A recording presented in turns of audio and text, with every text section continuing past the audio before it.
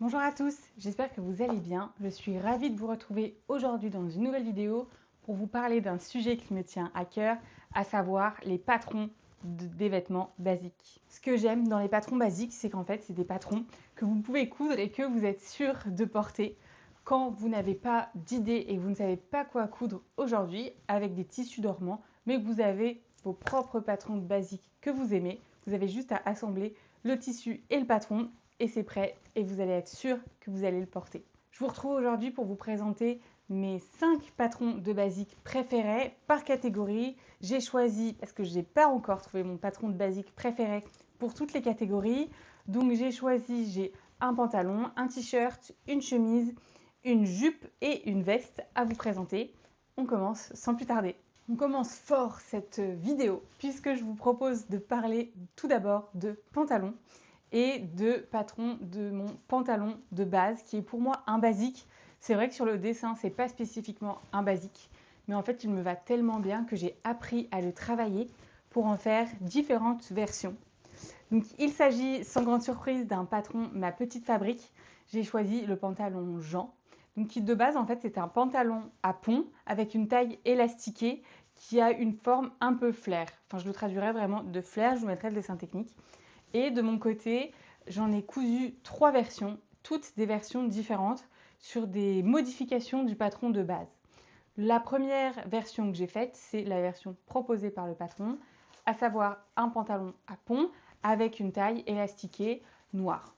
J'aime pas spécifiquement le tissu parce que je trouve qu'il est un peu fin à mon goût, mais je le porte quand même, toujours avec plaisir. La deuxième version que j'ai faite, c'est d'ailleurs la version que j'ai sur moi. Bon, je ne vais pas vous montrer, il faudra me croire sur parole. C'est une version que je porte beaucoup. C'est une seconde version du pantalon Jean, mais qui cette fois-ci n'a pas de taille élastiquée. J'avais fait une vidéo à l'époque où je vous montrais comment j'avais réussi à retirer la taille élastiquée.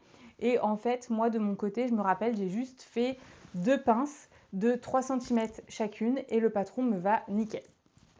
Et enfin, j'ai fait une troisième version de ce patron puisque cette fois-ci, j'ai supprimé le pont et j'ai ajouté une braguette pour faire une vraie version.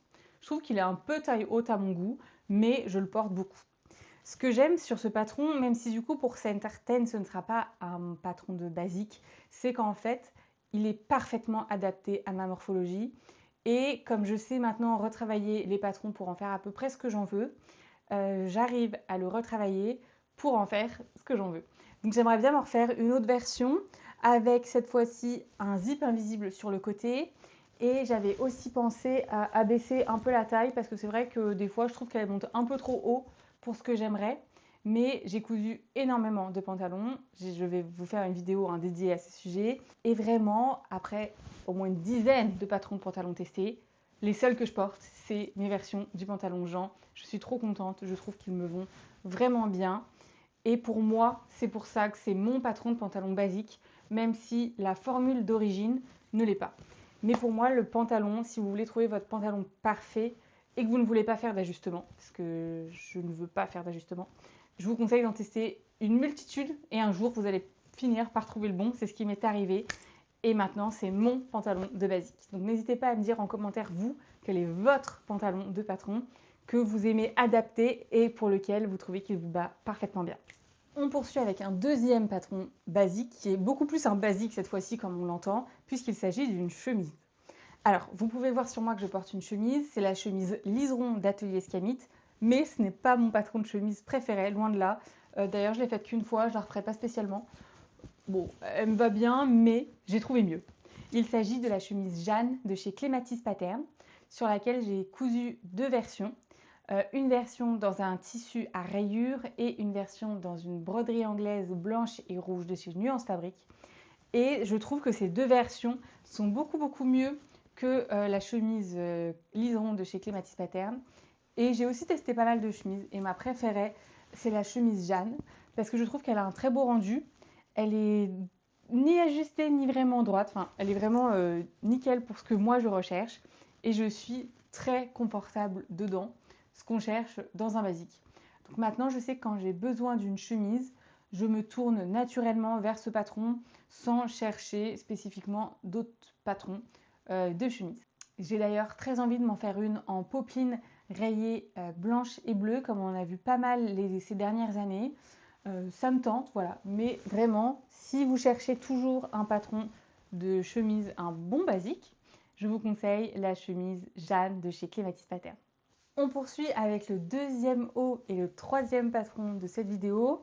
J'ai choisi un patron de t-shirt qui est encore une fois comme la chemise, c'est vraiment un patron de basique tout à fait standard parce que je trouve qu'un beau t-shirt ça peut facilement habiller une tenue le week-end avec un jean et une jolie veste ou même en semaine avec un pantalon, un peu de costume et un blazer. Ça décontracte la tenue mais ça peut aussi apporter de la simplicité et je trouve que ça peut apporter un vrai plus à une tenue.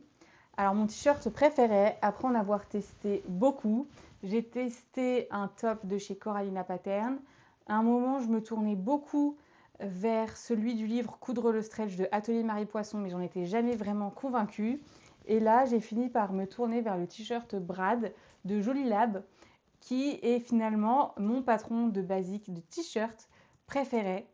De mémoire, il a deux déclinaisons possibles assez légères, avec une finition bord-côte pour un look classique ou avec un revers aux manches pour un effet un peu plus vintage. Et ce que j'aime bien dans ce patron de t-shirt, c'est qu'il n'est pas trop ajusté et pas trop droit encore une fois. Il a le juste milieu qui me va bien et si on veut un effet un peu loose, il suffit simplement de prendre la taille du dessus. Pour ma part, je l'ai cousu qu'une fois l'été dernier, mais je sais que là j'ai besoin de t-shirt et je vais me retourner vers ce patron avec grand plaisir. Son petit bémol, c'est qu'il n'a pas de manches longues intégrées. Donc, si vous cherchez un t-shirt manches longues, vous pouvez soit prolonger les manches, soit je vous conseille de vous tourner vers un autre patron. Mais pour un t-shirt manches courtes, je trouve qu'il est parfait, notamment au niveau du fit et du rendu. Alors, on poursuit avec une veste que j'ai cousue déjà deux fois, toutes les deux en tweed. J'ai une version printemps et une version automne. Il s'agit de la veste Jackie. Donc la Jackie, c'est un patron de chez Vicky Sue qui est une veste semi-ajustée, entièrement doublée et qui est assez droite. Elle est courte, elle a des rabats décoratifs sur le devant, en haut et en bas. Moi, systématiquement, je les ai mis que en bas, pas en haut. Des faux boutons sur les côtés.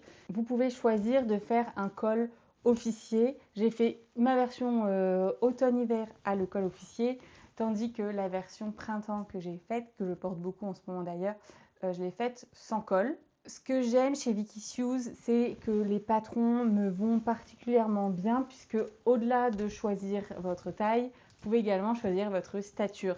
Donc je sais qu'il y en a certains qui trouvent que c'est pas très pratique puisqu'on peut acheter qu'une seule taille. Mais en fait, si vous savez retoucher vos patrons, et elle explique comment le retoucher facilement si vous êtes entre deux tailles. Et je trouve que comme ça, le patron est vraiment ajusté, en fait, beaucoup plus que de gradé. Et la stature, ajouter la stature, c'est un vrai plus pour que le patron aille bien.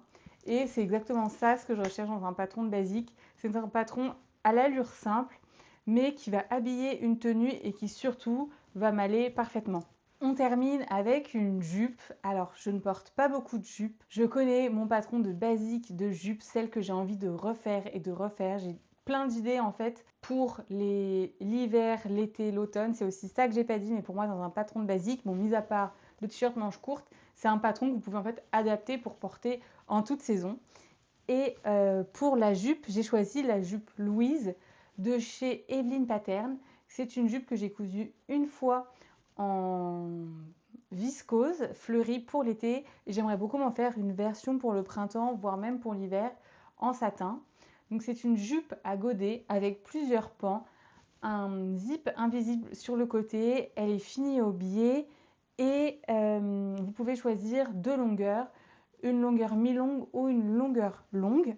De mon côté, j'avais choisi la longueur mi-longue et je la porte énormément et comme je vous le disais, j'ai très envie de m'en faire une autre version pour le printemps. Je vous mettrai des petites inspirations de ce que j'ai repéré sur Instagram à ce sujet-là. Et elle est très facile à coudre, élégante et très facile à porter. Encore une fois, tout ce qu'on cherche dans un patron de basique. Alors pour compléter ma sélection de patrons de basique préférés, j'aurais beaucoup aimé vous ajouter une robe. Mais je ne trouve pas mon patron de référence de la robe. Bien que je sois fan de ma petite fabrique, j'aurais pu penser à la robe Naïs, qui est un patron basique pour beaucoup de personnes, mais moi, je n'ai pas encore réussi à l'adapter pour vous dire que c'est mon patron de basique.